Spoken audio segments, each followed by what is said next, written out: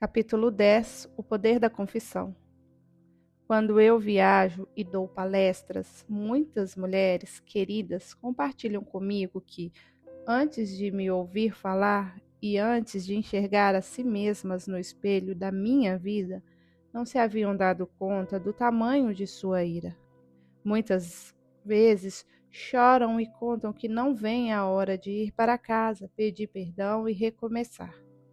Talvez você esteja se sentindo dessa forma. Talvez tenha percebido de si mesma em minhas palavras e anseia por recomeçar. Você imagina que este livro foi parar em suas mãos por acaso? Não, creio que foi pelo propósito divino. Quando encontramos outro cristão cuja vida foi tocada em uma área que corresponde à nossa necessidade, a fé cresce e a esperança se renova. Colocamos o pé na água e o nosso coração trêmulo pergunta: Deus, é o Senhor que está falando? Há algo que o Senhor pode fazer por mim? Pode me perdoar e me purificar de todos os meus pecados e de toda a minha culpa? Posso ousar sonhar com a possibilidade de que o Senhor transforme a raiva que sinto hoje em ira piedosa? Essa pode ser uma área que seu Espírito Santo ocupará em minha vida a fim de que o Senhor seja glorificado pela forma que lido com os conflitos? A todas essas perguntas e a quaisquer outras que seu coração hesitante venha a fazer, o Pai Celestial responde sim. Nós temos um auxiliador. Eu já estive onde você está. Embora não tenha visto seu rosto e não saiba seu nome, sei que não somos tão diferentes. Afinal, a Bíblia diz: não sobreveio a vocês tentação que não fosse comum aos homens. E Deus é fiel. Ele não permitirá que você seja tentado além do que pode suportar. Mas quando forem tentados, Ele lhes providenciará um escape para que possam suportar. 1 Coríntios 10, 13. Você jamais enfrentará um problema que ninguém tenha enfrentado antes. No entanto, Satanás gosta de nos isolar e de acusar cada uma de nós. Ele sussurra mentiras como: você é a única que tem dificuldade com essas coisas. Está sozinha. Ninguém é tão horrível quanto você. Eu sei disso porque, como você, também ouvi essas mentiras. Deus não age com particularidade. Isso significa que ele não favorece essa ou aquela pessoa quando se trata de suas promessas e de sua palavra. Então Pedro começou a falar: agora percebo verdadeiramente que Deus não trata as pessoas com particularidade, mas de todas as nações aceita todo aquele que o teme e faz o que é justo.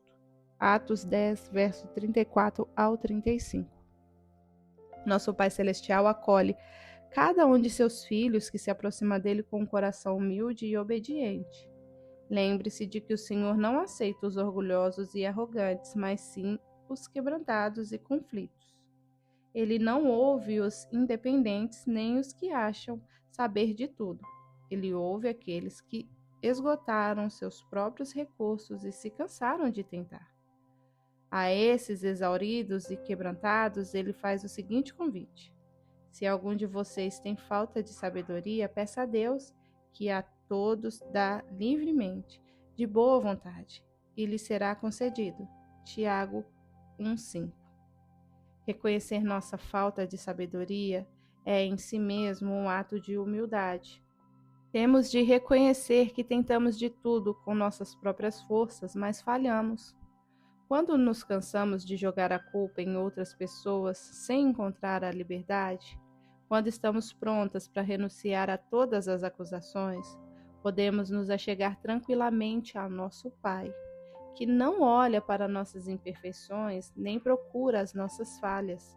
Ele enxerga além de todas as nossas tentativas frustradas e sonda os lugares mais profundos de nossos corações. Ande na luz. Se, porém, andamos na luz, como Ele está na luz, temos comunhão uns com os outros, e o sangue de Jesus, seu Filho, nos purifica de todo o pecado. 1 João 1:7. O que significa andar na luz? Como ele está na luz? Para responder a essa pergunta, temos de considerar um versículo anterior, 1 João 1,5. Deus é luz. Nele não há trevas alguma. Deus não apenas anda na luz, ele é luz. Essa luz não emana de uma cobertura exterior, mas irradia de seu ser. Não há escuridão em nenhuma parte dele. É um conceito difícil de imaginar e mais ainda de visualizar. Tudo que vemos tem algum tipo de sombra. As únicas fontes de luz que conhecemos provocam sombras. O apóstolo João não estava se referindo a uma fonte de luz de origem externa, que brilha de fora de nós, ou ao nosso redor. Antes, ele estava falando da luz que vem de dentro de nós.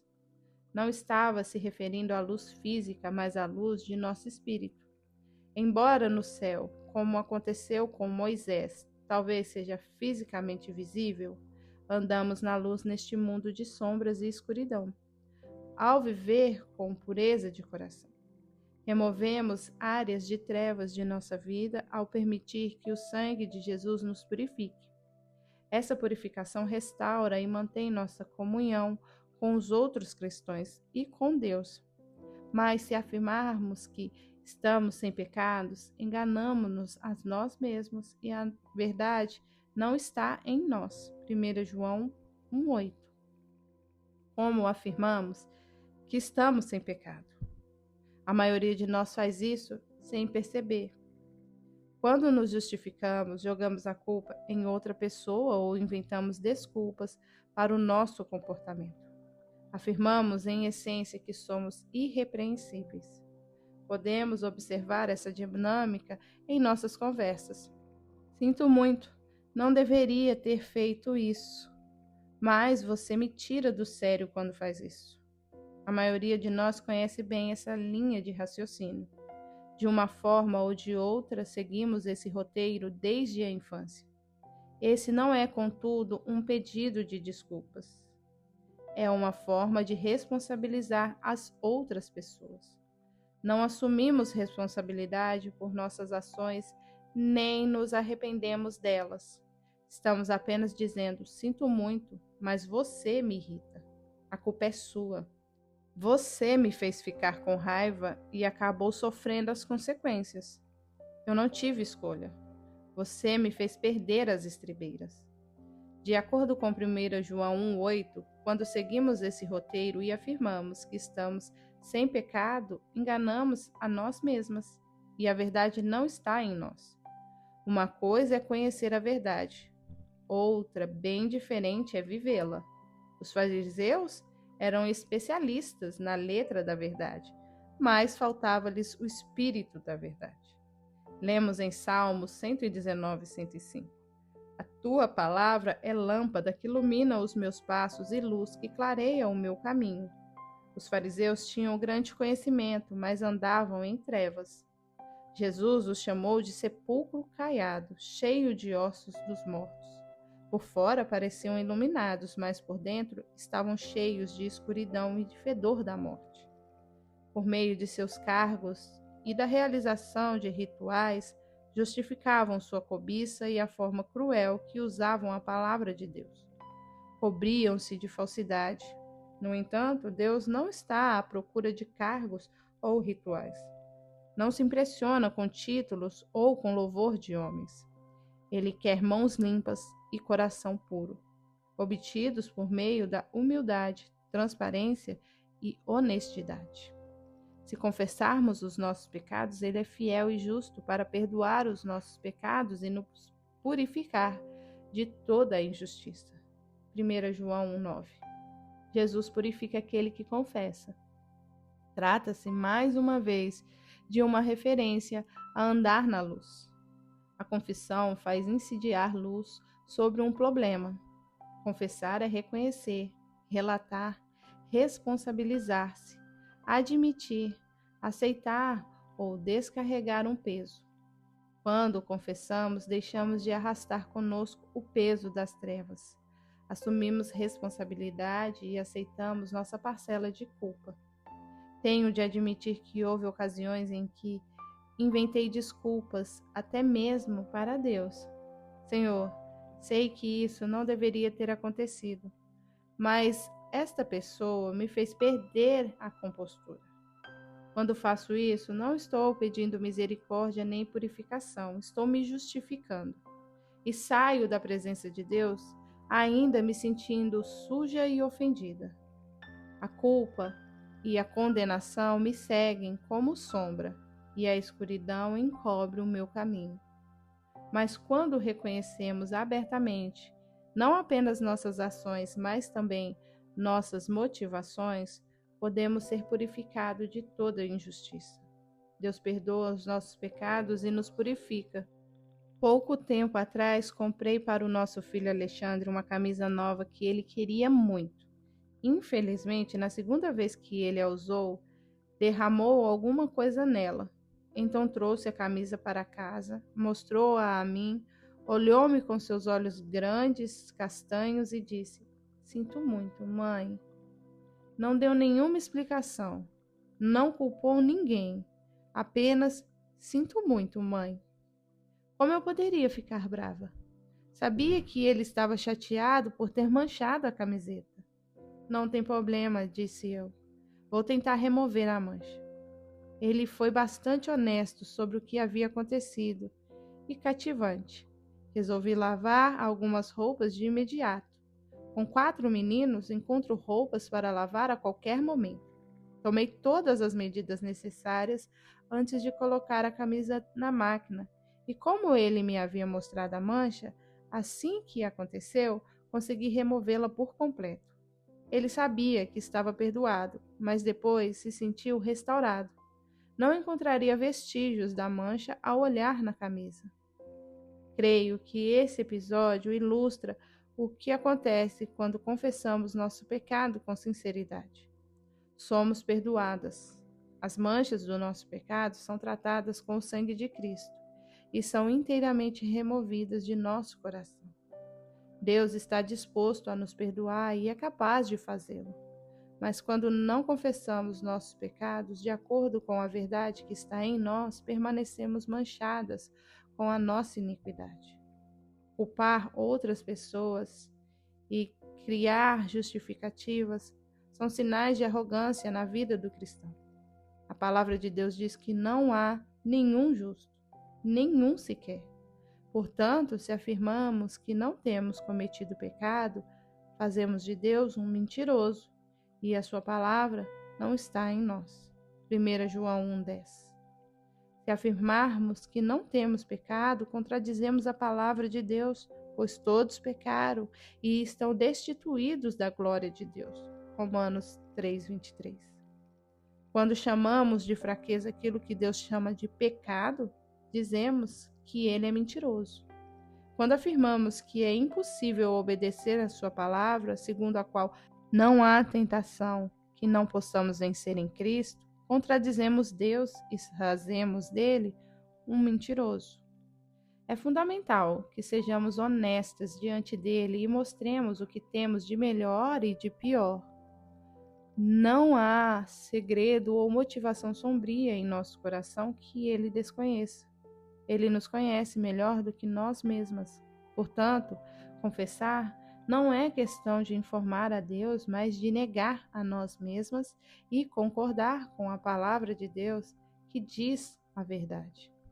Muitas vezes a confissão pode ser dolorosa, como foi para mim quando vislumbrei pela primeira vez a desgraça que era a minha raiva em todas as suas expressões. Talvez você esteja sentindo uma dor parecida neste momento. E talvez tenha medo de não conseguir mudar. Verdade seja dita, muito provavelmente você não conseguirá mudar, sem a palavra de Deus e a intervenção dele. A maioria de nós tem grande dificuldade de mudar os próprios hábitos. Você já tentou com suas próprias forças e falhou? Agora é hora de deixar Deus fazer as coisas do jeito dele. É importante não imaginar o que Deus pode fazer no futuro com base naquilo que você fez no passado. Deus não é limitado por nossas falhas, quebrantadas e entregues. A Bíblia diz: Deus se opõe aos orgulhosos, mas concede graça aos humildes. Tiago 4,6. Não conheço ninguém que gostaria de sofrer oposição do Rei dos céus e da terra. De acordo com outra tradução, Deus resiste aos orgulhosos. Não sei quanto a você, mas eu não quero que Deus resista nem se oponha a mim. Quero ser quebrantada e entregue a Deus, o que só é possível com a ajuda dele. Para que isso aconteça, porém, tenho de me humilhar por meio de arrependimento, confessar abertamente não apenas minhas ações, mas também as minhas motivações e, portanto, apresentar quaisquer trevas presentes em meu coração, aceitar o perdão divino e seu processo de limpeza e purificação. Portanto, submetam-se a Deus, resistam ao diabo e ele fugirá de vocês. Tiago 4,7. Depois de nos submetermos a Deus, podemos resistir ao diabo e ele certamente fugirá. Depois de submeter a Deus nosso coração, nosso passado e nossos erros, é hora de resistir ao diabo. Uma vez que deixamos de justificar nossa raiva ou de culpar as outras pessoas por ela, não dependemos mais de nossa justiça, mas da justiça de Deus. Saímos do âmbito da justiça própria e daquilo que fizemos ou que os outros fizeram contra nós. Entramos no âmbito da luz, em que a justiça se baseia no que foi feito em nosso favor. Quando nos humilhamos, despojamo-nos dos trapos sujos da justiça própria e revestimos-nos da justiça de Cristo e da autoridade que ele provê. Será necessário resistir ao diabo quando ele contar mentiras e fizer acusações. Ele não deixará de nos acusar só porque nos arrependemos de nossos pecados e os confessamos. Ele continuará a trazer à tona nossas falhas do passado. Muitas vezes somos tentadas a ruminar essas acusações por algum tempo. No meu caso, antes de aceitar a misericórdia de Deus, ao verdadeiramente negar a mim mesma e confessar meu pecado, eu procurava me castigar. Esse castigo autoimposto assumia várias formas. Descreverei algumas a seguir. Eu me castigava ao recusar o perdão. Talvez você esteja se perguntando como é possível agir assim, tendo em conta que Jesus nos perdoa generosamente. Eu não me permitia confessar o que havia feito enquanto não me sentia suficientemente culpada. Essa demora possibilitava que a vergonha e a condenação se infiltrassem e tomassem o lugar do convencimento de pecado que eu havia experimentado inicialmente. Quando então, por fim, eu confessava, não era uma confissão autêntica, era algo mais parecido com um pedido de desculpas. São coisas diferentes. Confessar versus desculpar-se. Você percebeu que quando descrevi confissão anteriormente neste capítulo, não mencionei pedir desculpas? Há uma grande diferença entre os significados originais desses termos. A definição de desculpar-se abrange desculpa, defesa, justificação, explicação e apologia. Lembre-se de que apologética é a defesa de uma crença. Portanto, um exemplo clássico de pedido de desculpas é: sinto muito, mas você me tirou do sério. Ou peço desculpas, mas não vou conseguir me controlar. Ou ainda, lamento, mas não foi minha culpa. A condenação e a culpa pesavam tanto sobre mim que parecia mais atraente me desculpar do que confessar meus pecados. A confissão é irrestrita, enquanto o pedido de desculpas é condicional. Talvez nos pareça surpreendente que os termos desculpa ou desculpar-se nem sequer ocorrem na Bíblia. Além de pedir desculpas a Deus, eu também pedia desculpas a outras pessoas. Confissões, por sua vez, preparam o terreno para o perdão, pois reconhecem que ele é necessário. Desculpas não. Quanto mais adiamos a confissão a Deus, mais profundamente a culpa fica gravada em nossas almas. não é muito diferente da mancha na camisa de meu filho. Se ele tivesse ficado com vergonha e não tivesse trazido a camisa manchada para mim de imediato, mas a tivesse escondido debaixo da cama ou simplesmente jogado no cesto de roupas sujas, a mancha teria tido tempo suficiente para se fixar nas fibras do tecido e teria sido bem mais difícil removê-la. E o que as ações dele teriam mostrado? Se ele tivesse escondido a camisa de mim, eu teria imaginado que ele havia ficado com medo da minha reação e que me considerava injusta.